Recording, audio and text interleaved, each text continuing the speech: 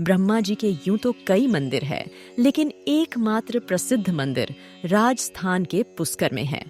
शैव और शाक्त आगम संप्रदायों की तरह ही ब्रह्मा जी की उपासना का भी एक विशिष्ट संप्रदाय है, जो वैखानस संप्रदाय के नाम से प्रसिद्ध है।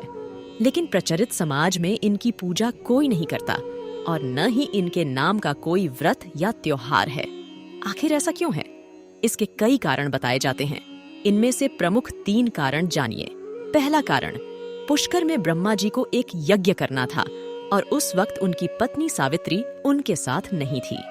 उनकी पत्नी सावित्री वक्त पर यज्ञ स्थल पर नहीं पहुंच पाई। यज्ञ का समय निकल रहा था, लिहाजा ब्रह्मा जी ने एक स्थानीय ग्वालबाला गायत्री से शादी कर ली और यज्ञ में बैठ गए। जाट इतिहास अनुसार यह गायत्री देवी राजस्थान के पुष्कर की रहने वाली थी, जो वेद ज्ञान में पारंगत होने के कारण विख्यात थी और जाट ही थी।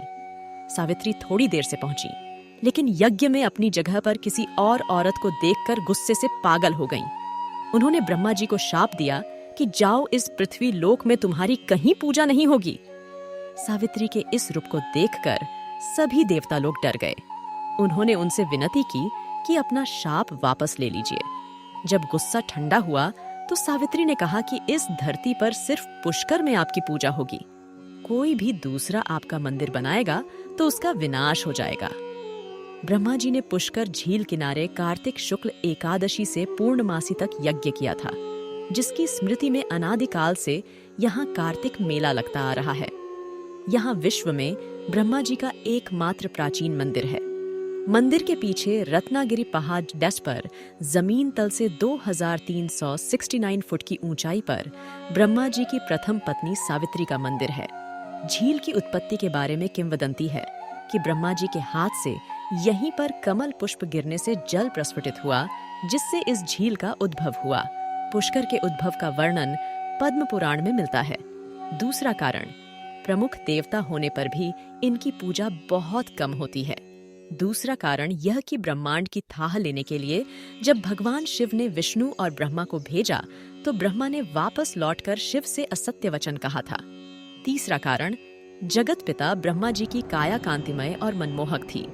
उनके मनमोहक रूप को देखकर स्वर्ग अप्सरा मोहिनी नाम कामासक्त हो गई और वह समाधि में लीन ब्रह्मा जी के समीप ही आसन लगाकर बैठ गई। जब ब्रह्मा जी की तांद्रा टूटी तो उन्होंने मोहिनी से पूछा, देवी, आप स्वर्ग का त्याग कर मेरे समीप क्यों बैठी हैं? मोहिनी ने कहा, हे ब्रह्मदेव, मेरा तन और मन आपके प्रति प्रेम मत्त हो रहा है। कृपया आप मेरा प्रेम स्वीकार करें। ब्रह्म जी मोहिनी के कामभाव को दूर करने के लिए उसे नीतिपूर्ण ज्ञान देने लगे, लेकिन मोहिनी ब्रह्मा जी को अपनी ओर आसक्त करने के लिए कामुक अदाओं से रिझाने लगी। ब्रह्मा जी उसके मोहपाश से बचने के लिए अपने इष्ट श्री हरि को याद करने लगे। उसी समय सप्तऋषियों का ब्रह्मलोक में आगमन हुआ। सप्तऋषियों ने ब्रह्मा जी के समीप मोहिनी को देखकर उनसे पूछा, ये रूपवती अप्सरा आपके साथ क्यों बैठी है? ब्रह्मा जी बोले, यह अप्सरा नृत्य करते करते थक गई थी, विश्राम करने के लिए पुत्री भाव से मेरे समीप बैठी है। सप्तऋषियों ने अपने योग बल से ब्रह्मा जी की मिथ्या भाषा को जान लिया और मुस्कुराकर वहां से प्रस्थान कर गए। ब्रह्मा जी के अपने प्रति ऐसे वचन सुनकर मोहिनी को बहुत गुस्सा आया। मोहिनी बोली, मैं आपसे अपनी काम इच्छाओं की पूर्ति चाहती थी और आपने मुझे पुत्री का दर्जा दिया। अपने मन पर संयम होने का बड़ा घमंड है आपको, तभी आपने मेरे प्रेम को ठुकराया।